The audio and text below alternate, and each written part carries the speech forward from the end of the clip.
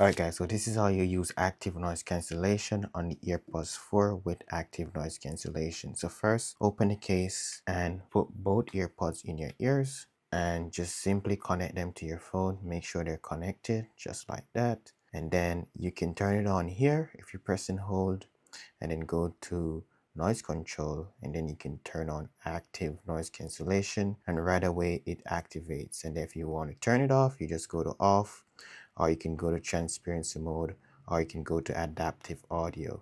But if you want it off, you can just do off, and then right away it is off also. And then another way you could do it is if you go into settings and go to your AirPods 4 settings, and then right here you can do it right here also if you don't want to do it in the control panel. So you can click noise cancellation, and right away it goes on noise cancellation.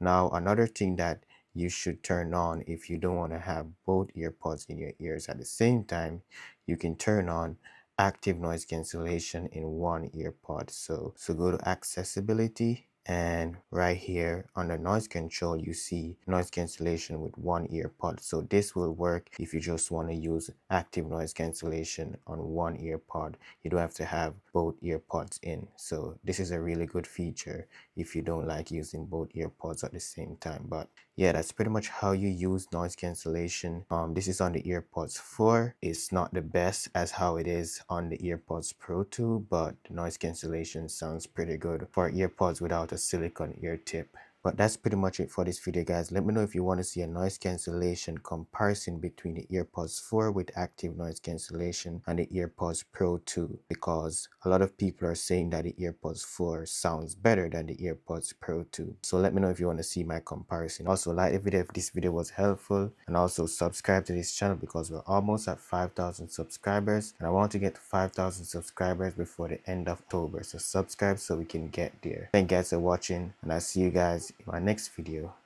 Peace.